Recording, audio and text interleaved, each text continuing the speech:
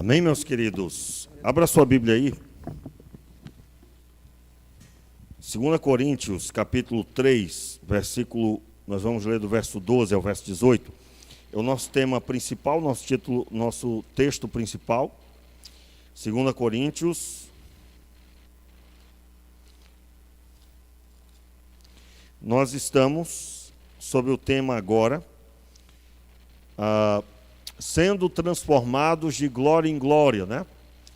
Nós estamos hoje na segunda parte, eu quero continuar. Nós finalizamos na última semana, na quarta-feira, domingo foi Dia dos Pais, então nós não ministramos sobre esse assunto. E nós estamos buscando explicar o que está escrito aí por Paulo no texto de 2 Coríntios, capítulo 12 até o verso 18, que eu quero ler com você. Diz assim a palavra, todos encontraram, digo amém.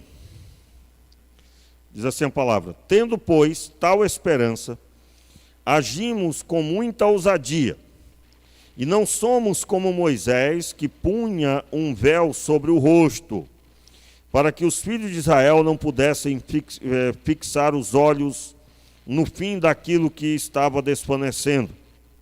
Mas a mente deles se endureceu, pois, até o dia de hoje, o mesmo véu permanece sobre a leitura da antiga aliança. Não foi tirado, pois só em Cristo ele é removido. Mas, até hoje, quando Moisés é lido, o véu está posto sobre o coração deles. Quando, porém, alguém se converte ao Senhor, o véu é tirado. Ora, este Senhor é o Espírito. E é onde está o Espírito, e onde está o Espírito do Senhor, aí há liberdade. E todos nós, com o rosto descoberto, contemplando a glória do Senhor, somos transformados de glória em glória, na sua própria imagem, como pelo Senhor, que é o Espírito. No caso aí, o Espírito Santo. Vamos orar? Meu Pai, muito obrigado pela Tua palavra. Te pedimos, Pai, abre a nossa visão, que sejamos amplamente abençoados, cheios do Teu Espírito, que o Espírito do Senhor nos leve a essa experiência de transformação, de glória em glória, e que o entendimento do que significa esta palavra seja sobre cada um de nós, não porque eu estou falando, mas que seja o Teu Espírito falando aos corações de cada um, testificando a Tua vontade, o Teu propósito, para a glória de Deus Pai, em nome de Jesus. Amém e amém. Exatamente aí no versículo 18, todos nós com o rosto descoberto, contemplando a glória do Senhor, somos transformados de glória em glória na própria imagem, como pelo Senhor que é o Espírito. Muito bem, eu gostaria nessa hora de retornar aí nos versículos, capítulo 3, 2 Coríntios, quando o texto diz, verso 13, né? E não somos como Moisés, que punha um véu sobre a sua face, para que os filhos de Israel não contemplassem o fim daquilo que resplandecia.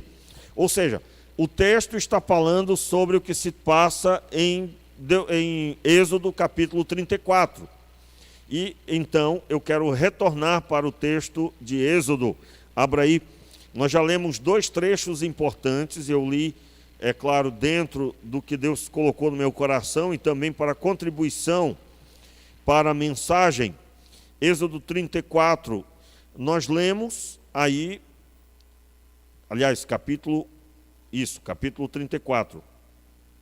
E eu quero ler com você do início. só situando os irmãos, o que é que nós estamos fazendo agora? Nós estamos lendo o texto que Paulo cita. Paulo cita o episódio do rosto resplandecente de Moisés. Onde é que está esse trecho? O versículo 29 até o 35. O versículo 29, vamos ler um pouquinho aqui para dar sentido. Quando Moisés desceu do Monte Sinai, verso 29, trazendo nas mãos as 2 tábuas do testemunho, sim, quando desceu do monte, Moisés não sabia que a pele do seu rosto resplandecia por haver Deus falado com ele. Veja bem, a pele do seu rosto resplandecia. Paulo utiliza esse resplandecer do seu rosto, né? Ele utiliza dizendo que, ele cita que a nossa transformação será com o rosto descoberto, porque, é claro, já temos Cristo Jesus, e será uma transformação de glória em glória. Nós, no último culto, nós observamos a palavra glória, né? Quando, no capítulo 33, Moisés e a glória do Senhor, os irmãos lembram? Moisés e a glória do Senhor. Nós lemos que a palavra glória significa contemplar o Senhor. Se vires a minha glória, né? Capítulo 33, versículo 18. Acompanhe aí. Então disse Moisés: rogo-te que me mostres a tua glória. Respondeu o Senhor: eu farei passar toda a minha bondade diante de ti, e te proclamarei o nome do Senhor. Terei misericórdia de quem eu tiver misericórdia, e me compadecerei de quem eu me compadecer. E acrescentou: não poderás ver a minha face, pois o homem nenhum pode ver a minha face e viver. Disse mais o Senhor: eis aqui um lugar perto de mim, aqui sobre a penha te porás. Quando a minha, vamos lá, gente, acompanha aí. Quando a minha glória passar, como é que Deus chama a presença dele? Glória. Veja bem, quando Paulo disse de glória em glória, vou reler aqui só para poder entendermos, e todos nós com o rosto descoberto. O que Moisés fazia quando ele estava com o rosto coberto? Ele estava com o rosto coberto para falar com o povo. Mas quando ele ia falar com Deus, ele tirava o véu. E é claro, Paulo está dizendo que o véu já não existe para quem aceitou a Cristo, quem se converteu a Jesus. Todos nós com o rosto descoberto, contemplando a glória do Senhor. Paulo usa ou não usa o mesmo termo que o próprio Deus utiliza? Sim ou não? Então veja bem, eu não estou aqui criando uma verdade, o pastor tem uma criatividade, poxa, o pastor ele consegue conectar os textos assim. Eu fico até impressionado. Irmãos, esqueça isso aí, porque eu não estou pregando de sabedoria humana. Como assim? Eu tirei da minha cabeça. Aliás, eu estou falando dentro de uma concordância do estudo de cada texto. Não tem nada novo aqui que eu inventei. Não, agora eu tenho um estudo, irmãos, que ninguém disse, ninguém falou, né? Eu utilizo das palavras do rei Salomão, de que não há nada novo debaixo do céu. O que foi feito vai ser feito de novo, né? Isso deve ser algo que todo estudante de Bíblia deve compreender sempre, já para não ficar altivo, né? Quando vê uma coisa diferente. Alguém em algum momento proferiu isso. Então vamos lá. Paulo usa a mesma coisa, de glória em glória. Contemplando a glória do Senhor, somos transformados de glória em glória, na sua própria imagem, como pelo Senhor, que é o Espírito. Nesse texto, Paulo está deixando claro que da mesma forma que Moisés contemplava a glória do Senhor, nós também somos chamados a contemplar a glória do Senhor. No final, vocês vão observar no Novo Testamento que glória, como que eu vejo a glória do Senhor no Novo Testamento, né? Mas só aqui no Antigo Testamento nós já percebemos o seguinte: tem que ter comunhão pessoal. Tem que ter comunhão pessoal. Veja bem, se você não almeja ver a presença de Deus, contemplar o Senhor, você está terminantemente errado. Terminantemente. Eu já encontrei uma pessoa que disse: eu não quero nada com o poder de Deus. Dons espirituais, Deus me livre. A pessoa falou desse jeito, irmãos. Falou dessa forma. E aí, é claro, o meu entendimento de uma pessoa que diz isso, ela pode não ter o Espírito de Deus na vida dela. Por quê? Porque o Espírito Santo, quando entra na vida da pessoa, ela já percebe que ela não sabia de nada. E ela já fica pensativa em falar alguma coisa contrária ao que Deus tem para oferecer.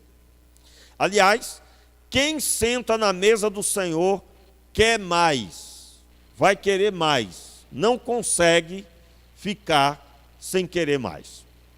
Tá?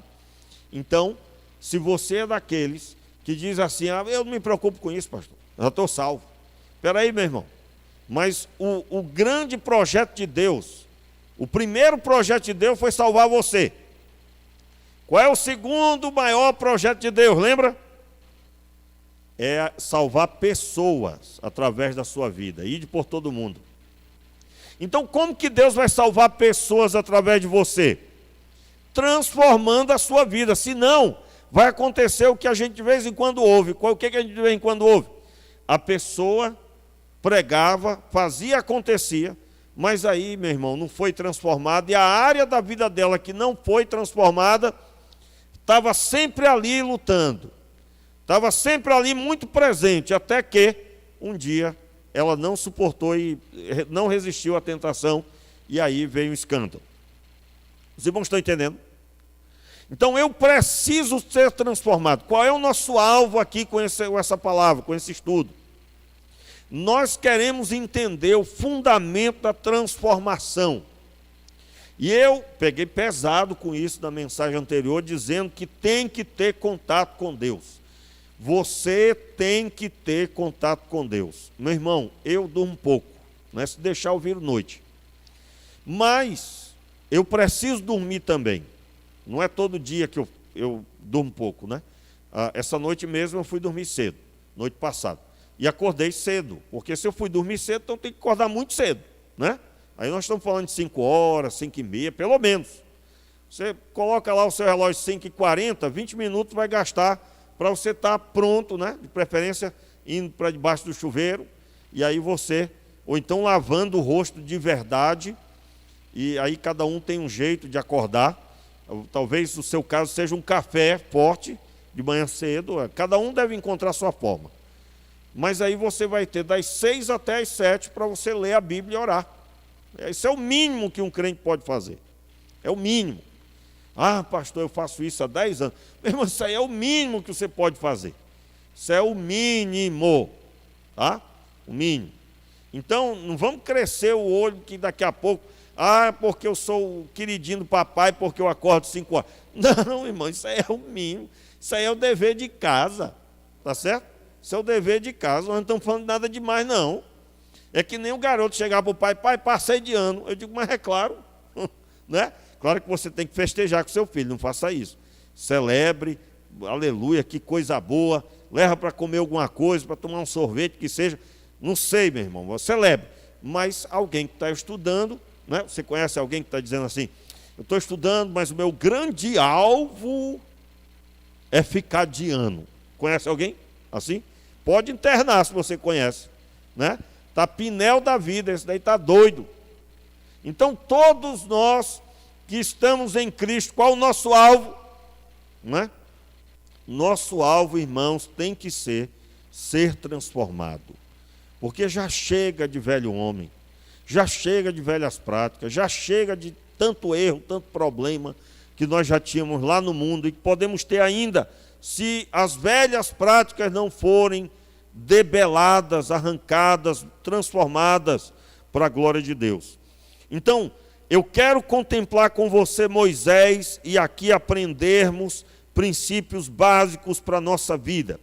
Então, o texto de Êxodo 33, versículo 19, está claro aqui.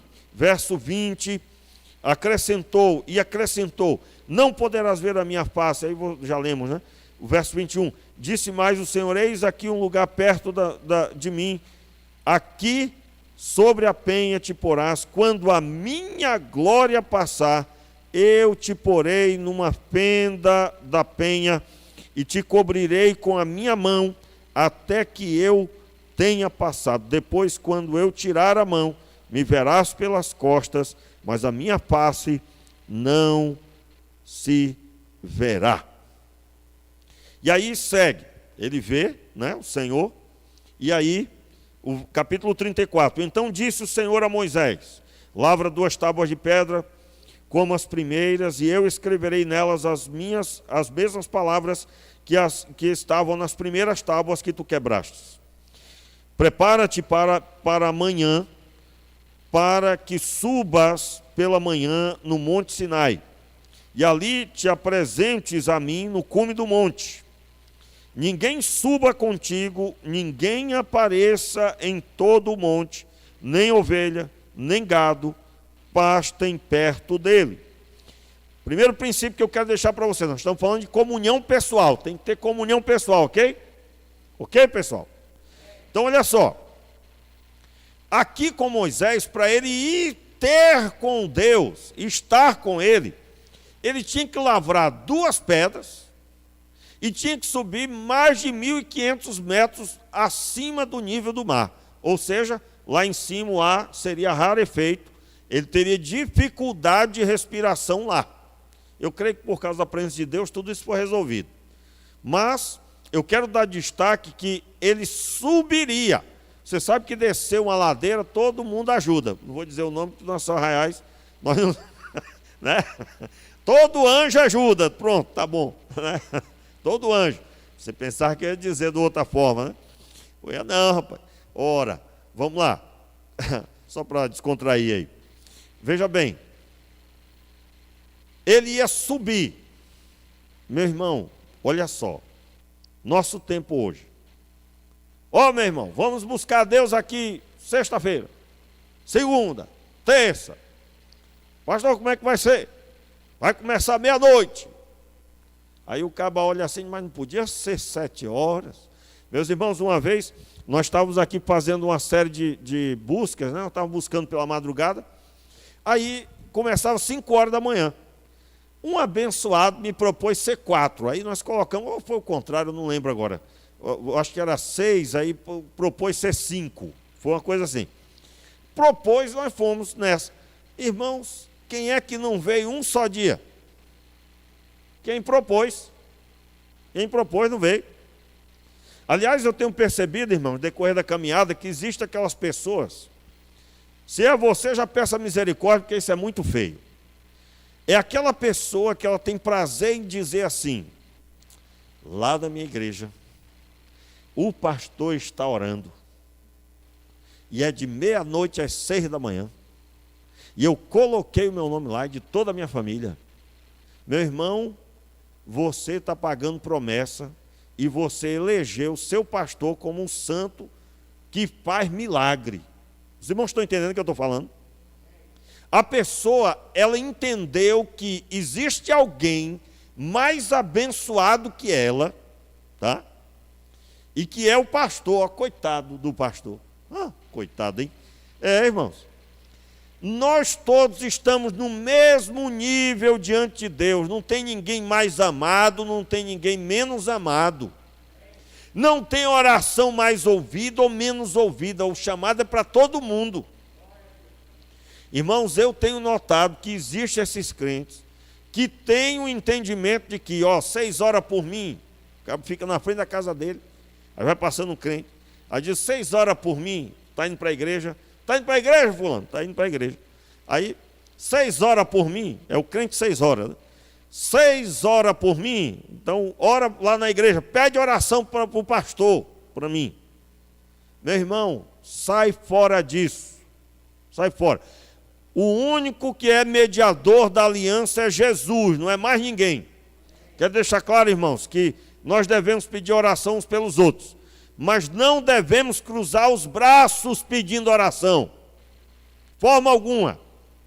E aqui há um princípio. Você vai ver na Escritura Sagrada que todos que buscaram a Deus tiveram que romper com alguma coisa. Estava lá Pedro, teve uma visão, Deus falou com ele, mas ele estava até aquela hora sem comer. Atos dos Apóstolos.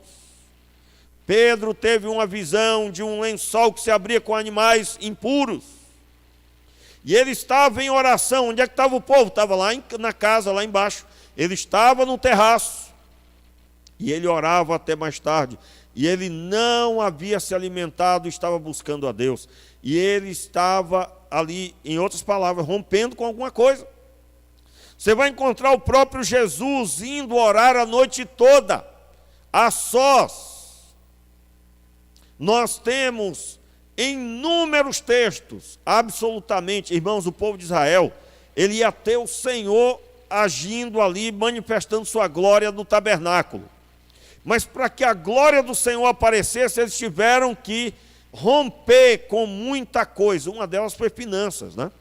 Aliás, é um texto maravilhoso que quando Moisés estabelece que o povo deveria trazer quantidade de ouro e pedras e tecido e couro para fazer o tabernáculo, o povo trazia com tanta alegria que foi preciso Moisés estabelecer: não tragam mais porque não precisamos. Oh, aleluia!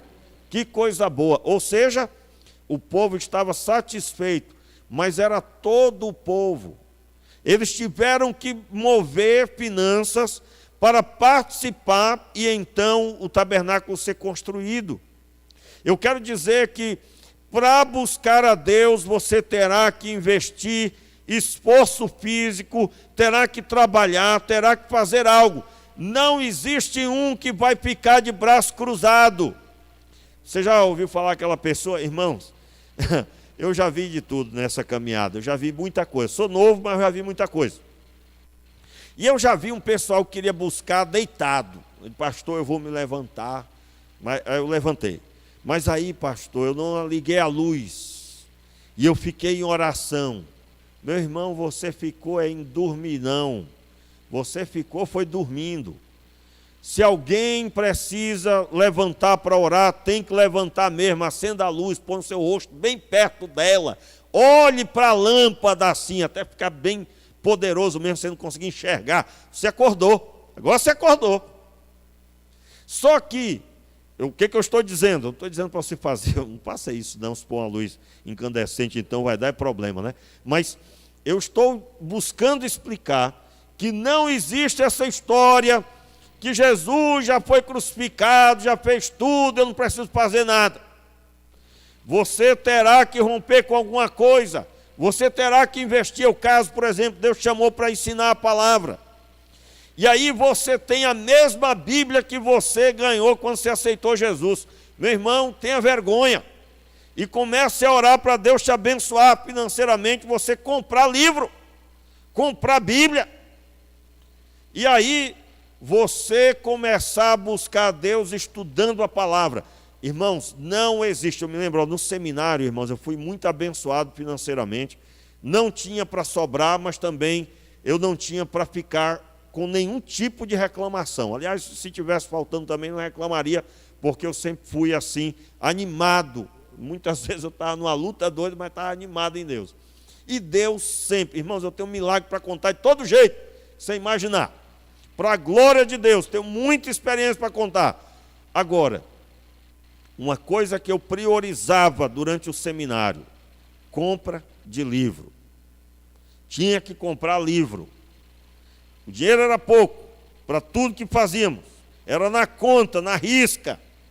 Mas sempre nós nos sacrificávamos, não só eu. Aliás, eu louvo a Deus pela pastora, porque ela nunca colocou empecilho para nada que fosse para a glória de Deus. Irmãos, eu tenho uma mulher abençoada. E eu me lembro que, mesmo apertado, a gente às vezes ia para um lazer, algum descanso bem simples, mas nós tínhamos que comprar livro. Não comprei muito, mas comprei coisa boa, coisa que eu uso até hoje.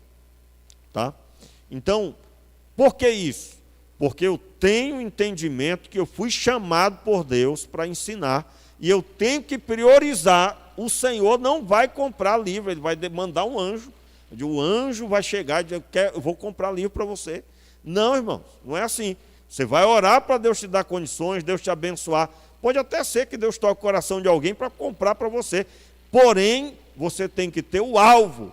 Se você não tem um alvo, não tem um projeto, você está fora da visão. Então, se a pessoa foi chamada para ser um missionário e ela não lê nada sobre o assunto, ela não se empenha, você está fora da visão de quem foi chamado.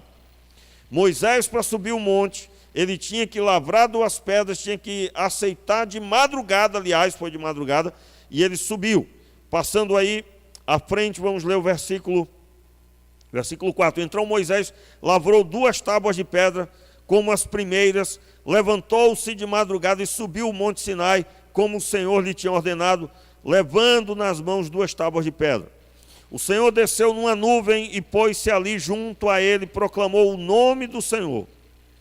Passando o Senhor perante Moisés, proclamou: Senhor, Senhor Deus, misericordioso e compassivo, tardio em irar-se, grande em beneficência e verdade, que usa de beneficência com milhares, que perdoa a iniquidade e perdoa a iniquidade, a rebeldia, o pecado. Contudo, ao culpado não tem por inocente. Castiga a iniquidade dos pais sobre os filhos dos filhos, até a 3ª e a 4ª geração. Veja que é como uma repetição dos 10 mandamentos que nós estamos vendo aqui.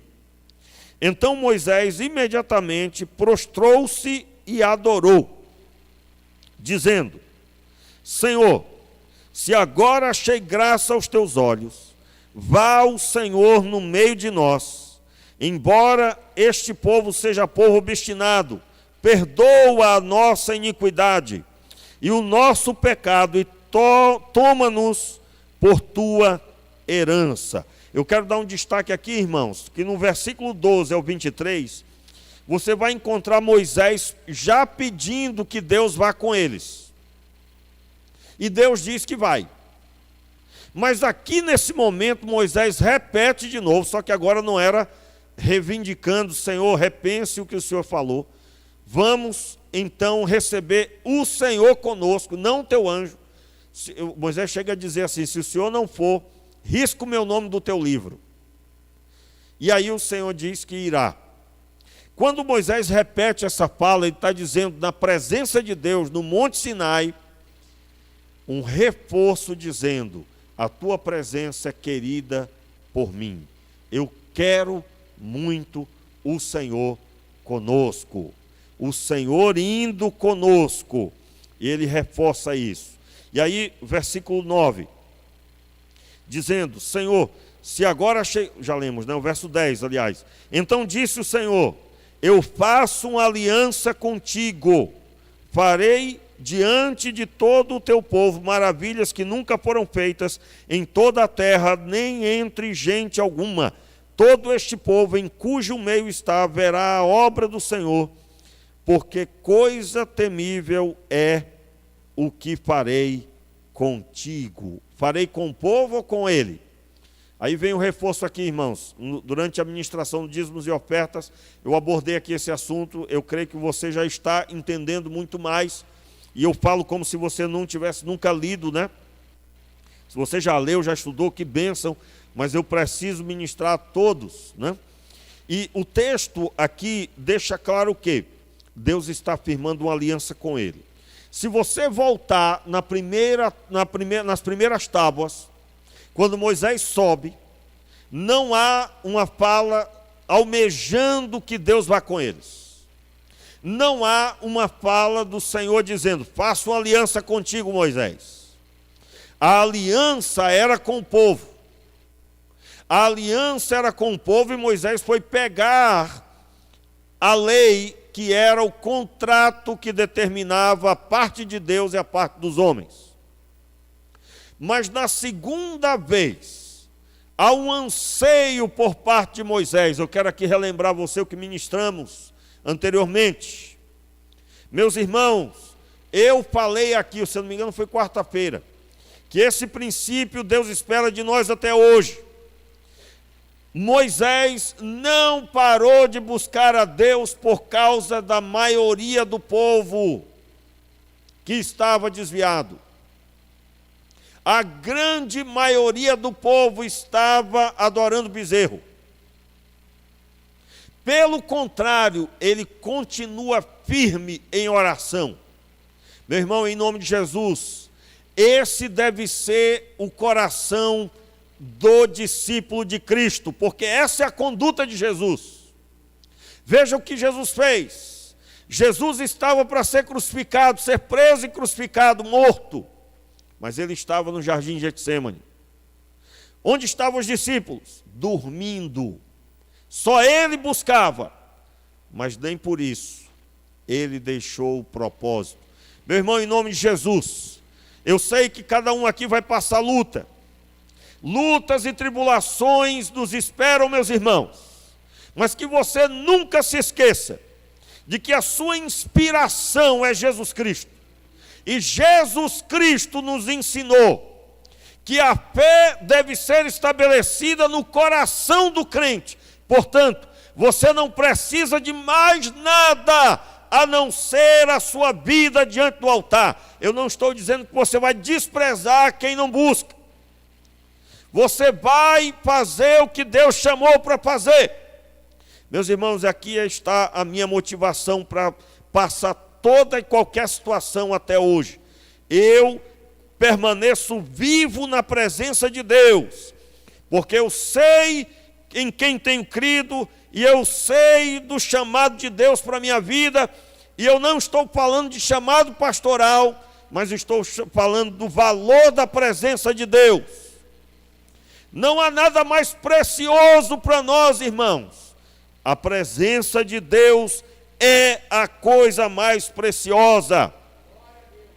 E aí a palavra diz que nas segundas tábuas, o Senhor faz aliança. E é por isso que o rosto dele resplandece. Por que o rosto do povo não resplandecia, irmãos? Porque, passe à frente um pouquinho, versículo 31. Moisés, porém, chamou Arão e todos os príncipes da congregação tornaram para ele, e Moisés lhes falou. Aliás, o versículo 30, né? Quando, olhando Arão a todos os filhos de Israel para Moisés, a pele do seu rosto resplandecia, pelo que tiveram o quê? Medo de aproximar-se dele. Irmãos, você lembra quando Moisés falava com Deus, aí o povo disse para ele assim: Moisés, que Deus fale com você na primeira vez que o Senhor se manifestou no monte. Que Deus fale com você e você fale conosco. Meu irmão, tu tem uma ideia do que loucura é essa? Que doideira é essa? O povo não queria. Aí, por quê? Porque eles temiam serem fulminados. E aí o próprio Deus diz: não, eles falam certo mesmo. Porque se eu vier falar com eles do jeito que eles estão, em outras palavras, é o que vai acontecer. Agora, irmãos, vamos olhar para isso agora, nós estamos contemplando o texto bíblico. Qual é que deveria ser a postura dessa pessoa? Eu preciso ser como Moisés, que fala com o Senhor, que tem coragem de subir à presença de Deus. Eu preciso mudar no meu coração. O Senhor Deus me libertou. Eu preciso ter comunhão com Ele. Eu não vou ter medo de falar com Deus. Diga amém aí, meu irmão, eu recebo. Então, olha só. Nós precisamos aprender aqui. O povo se afastava por causa que o rosto resplandecia. O povo tinha medo. Então, aí vem o entendimento por que colocou o véu. O véu foi para justamente esse medo ser aplainado, ser melhorado, ser diminuído, aliás. Então, qual é a visão que nós temos do texto de 2 Coríntios? Paulo está dizendo, nós estamos com o rosto descoberto. Nós precisamos que aquilo que aconteceu conosco, nós tivemos um encontro com Deus. Nós tivemos uma experiência com Deus. Nós precisamos agora ser vistos pelas pessoas. Nossa pele precisa brilhar. Agora eu não estou falando de brilhar literalmente. Eu estou falando do efeito da glória de Deus. Que o alvo dessa glória é nos transformar à sua imagem. Por que o rosto de Moisés resplandecia? Para deixar claro que esse homem era um homem de aliança. O que é que Deus estava ministrando sobre o povo? Ele era um homem fiel. E Deus aqui deu um destaque para Moisés, porque ele falava com Deus. Meu irmão, em nome de Jesus, o texto de Hebreus diz: entrai pelo novo e vivo caminho, e entrai com ousadia pelo novo e vivo caminho, pelo sangue de Jesus. Aí você já conhece, não é? Qual era o processo para entrar no Santo dos Santos? Primeiro o sacrifício do animal, o sangue era derramado, o sangue era borrifado das paredes do altar, na parte de dentro do altar. Depois este sangue era borrifado também sobre o sacerdote. Ele então deveria agora ir até a pia, que era um castiçal, com uma torneira na altura da cintura e na altura dos pés. Ele lavaria as mãos e lavaria os pés, simbolizando que agora ele estaria puro das suas atitudes. Ele sacrificou ao Senhor. E o sumo sacerdote subiria as escadas, passaria pelo átrio, passaria pelo santo lugar e entraria no santíssimo lugar. Quando o texto de Hebreus diz: entrai pelo novo e vivo. Por quê? Porque o velho caminho era da antiga aliança. O cordeiro foi sacrificado. E quando Jesus foi crucificado, ele tirou os pecados do mundo. E todo aquele que crê tem essa liberação desse perdão dos seus pecados. É o lavar das mãos na pia. É o lavar dos pés na pia. E é o subir a escada, o passar pelo átrio, pelo santo lugar e entrar no santíssimo lugar. Eu estou usando a figura do Antigo Testamento para dizer que eu passo direto e entro na presença de Deus. Em Cristo Jesus, porque o sangue já foi derramado. E este sangue foi posto sobre mim. Quando alguém diz assim, o sangue de Jesus seja sobre a minha vida, está falando sobre o borrifar do sangue do Cordeiro. Entenda, irmãos, eu estou falando da aliança do Antigo Testamento para entender a aliança do Novo Testamento. O sacerdote tinha o borrifar do sangue. Esse sangue vinha sobre ele, simbolizando o preço foi pago. Quando nós falamos o sangue de Jesus tem poder sobre a minha vida, o sangue de Jesus foi borrifado. O sangue dele veio e lavou os seus pecados. É algo assim que alguns podem não compreender, pastor, mas sujou, né? Se a pessoa for levar para o lado literal, sujou no sentido de que sangue, as vestes, imagina as vestes do sacerdote, do jeito que eram, e alguém imaginar na prática isso, mas era um simbolismo. O preço foi pago, agora se pode entrar na presença de Deus. Quando Jesus morreu na cruz do Calvário, o véu do templo se rasgou de alto a baixo, a antiga aliança se encerrou. E aí você imagina, até hoje você encontra pessoas que pensam duas vezes de entrar na presença de Deus e buscar a Deus. Irmãos, nós estamos falando da coisa mais extraordinária desse mundo. Talvez você possa ter visto alguém que foi falar com alguém muito importante. Eu fui, jantei com fulano de tal, que era uma pessoa muito famosa ou importante. Meu irmão, ninguém é mais importante do que o Criador dos céus e da terra.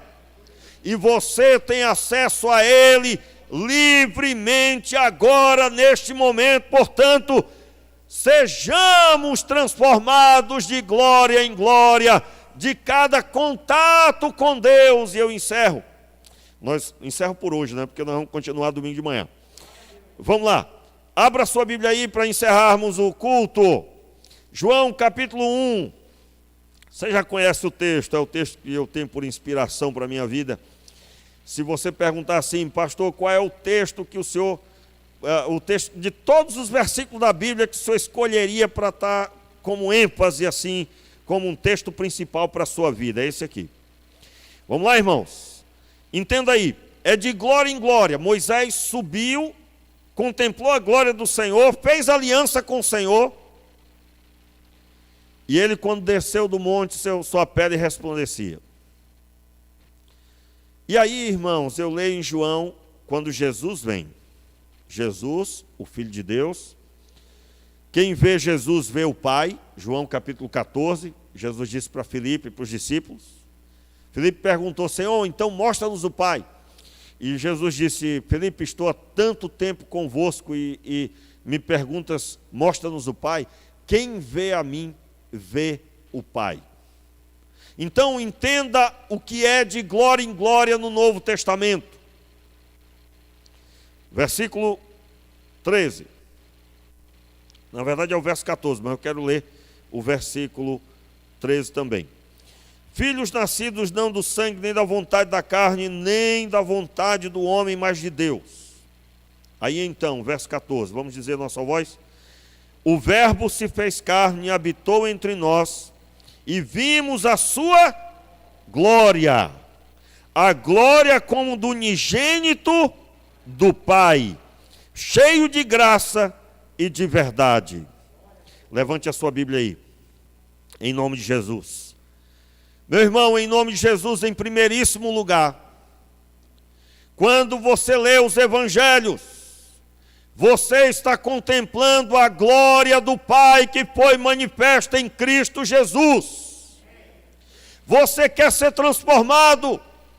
Então, de glória em glória, tendo contato com a revelação que é o Filho de Deus.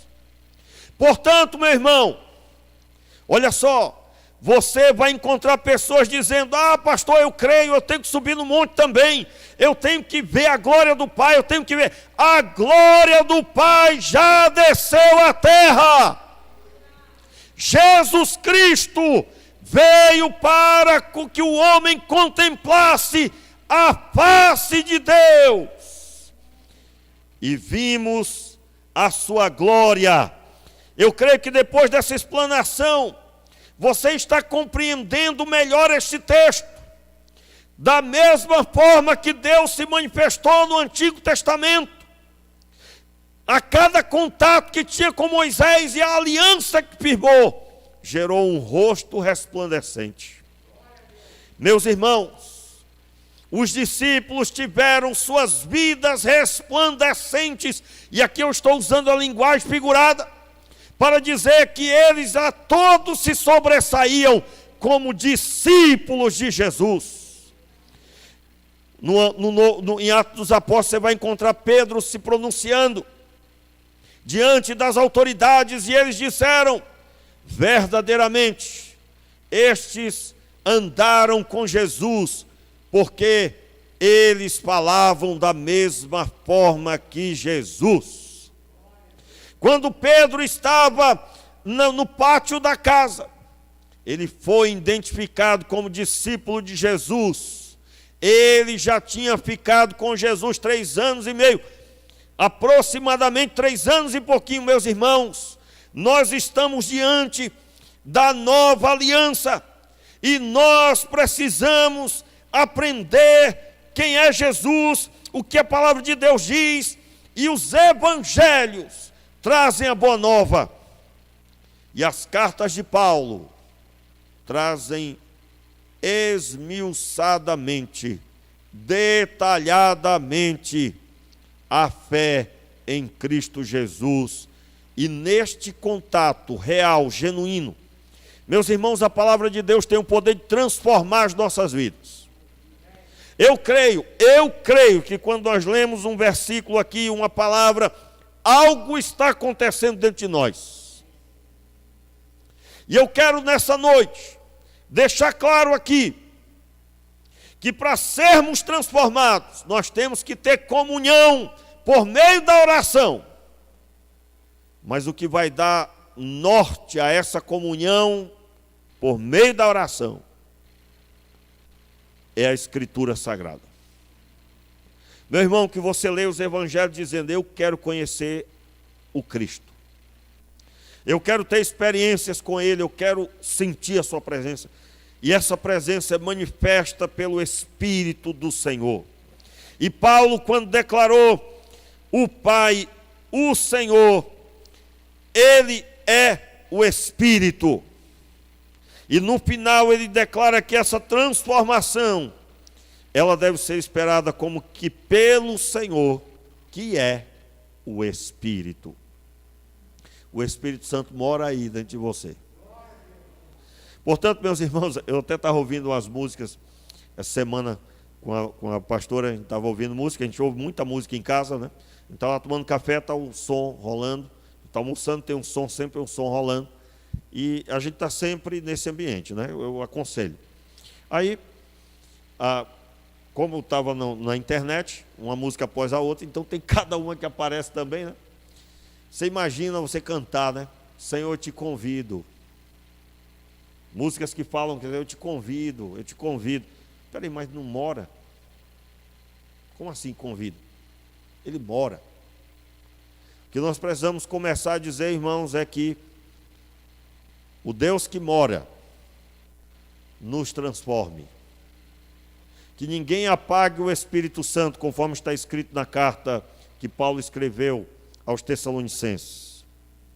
Que ninguém apague o Espírito. Quando que apagamos o Espírito? Quando o pecado persiste. Quando uma pessoa santifica-se na presença de Deus, busca a santidade, e o Espírito Santo recebe essa liberdade por meio da busca, ele vai agir para transformar a sua vida. Ele vai transformar você. Que você entenda que o Espírito de Deus mora aí. Ainda que usemos a linguagem, Senhor, vem sobre mim, é uma linguagem figurada. Mas que você não entenda da forma errada. Qual é a forma errada? Deus está longe, Ele vai vir. Ele está bem presente por meio do Espírito Santo. E o Espírito Santo vem morar aí para transformar a sua vida no nome de Jesus. Fique de pé e vamos orar. Levante